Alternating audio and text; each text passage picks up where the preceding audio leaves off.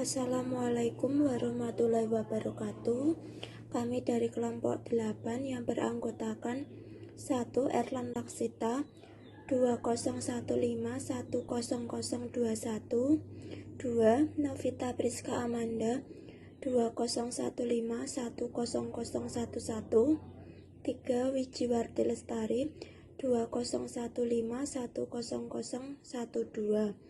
Pada kesempatan kali ini, kami akan mempresentasikan atau memaparkan materi dalam bentuk video dengan tema Disruptive Behavior untuk memenuhi mata kuliah bimbingan dan konseling belajar yang diampu oleh Bapak Danang Swidakdo, SPD MPD. Sebelumnya, perkenankan saya Wijiwarti Lestari akan membahas tentang apa sih Disruptive Behavior. Menurut Simon 2006-187 menjelaskan bahwa disruptive behavior atau perilaku mengganggu merupakan pola tingkah laku yang tetap di mana individu merusak aturan-aturan dan melanggar hak-hak orang lain. Senada dengan pendapat tersebut, Mabeba dan Breslow atau Marais dan Meider 2010 menjelaskan bahwa disruptive behavior merupakan perilaku yang melanggar aturan ataupun tata tertib di sekolah dan lingkungan sekitar. Berikutnya, 4 kategori dasar disruptive behavior menurut Levin dan Nallon, Marais dan Meyer 2010. 1. Perilaku yang mengganggu terkait dengan ajaran dan tindakan belajar. Misalnya, siswa yang mengganggu siswa lain ketika proses pembelajaran, siswa yang menolak petunjuk dari guru, atau bahkan menunjukkan perilaku agresif. 2. Perilaku yang mengganggu hak-hak siswa dalam belajar.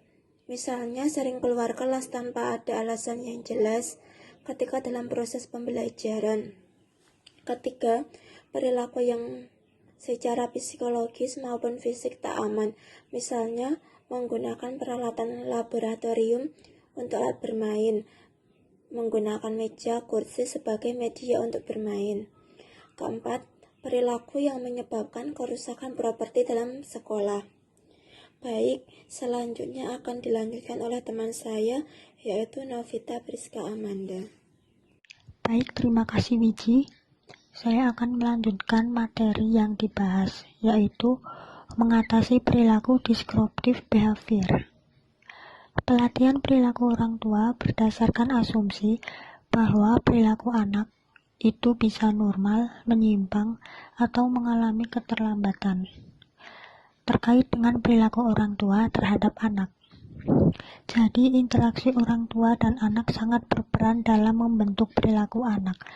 Dalam kurung Pijow 1984 dalam Schroeder dan Garden 2002. Program pelatihan perilaku yang difokuskan pada peningkatan kualitas interaksi orang tua dan anak adalah pendekatan yang paling umum dan untuk menangani disruptive behavior pada anak-anak. Program pelatihan ini dikembangkan oleh Hans 1969, kemudian dimodifikasi oleh Ebert dan koleganya yang lebih dikenal dengan Parent-Child Interaction Therapy atau bisa disebut dengan PCIT. Kemudian terdapat 4 faktor dalam perilaku disruptif. Yang pertama yaitu faktor biologis atau keturunan, yang artinya penyebab disruptive behavior disorder dari faktor genetik menjadi dasar karakteristik seseorang atau predisposisi. Berdasarkan dari perbedaan jenis kelamin, dinyatakan bahwa anak laki-laki lebih disruptif dibandingkan anak perempuan. Yang kedua adalah faktor keluarga. Terkait dengan pola asuh orang tua, hal yang mempengaruhinya yaitu perlakuan orang tua seperti gaya pendisiplinan atau pengawasan terhadap anak, bisa juga psikopatologi orang tua seperti ibu yang depresi, bisa juga gangguan kepribadian, bisa juga penggunaan obat terlarang dan perilaku antisosial atau kriminal. Dan yang terakhir bisa juga dengan broken home seperti perceraian orang tua. Yang ketiga adalah faktor lingkungan.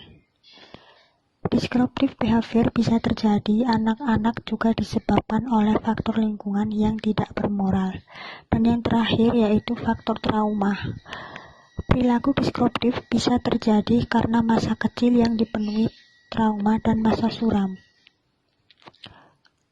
Baik, selanjutnya akan dilanjutkan oleh teman saya yang bernama Erlan Laksita.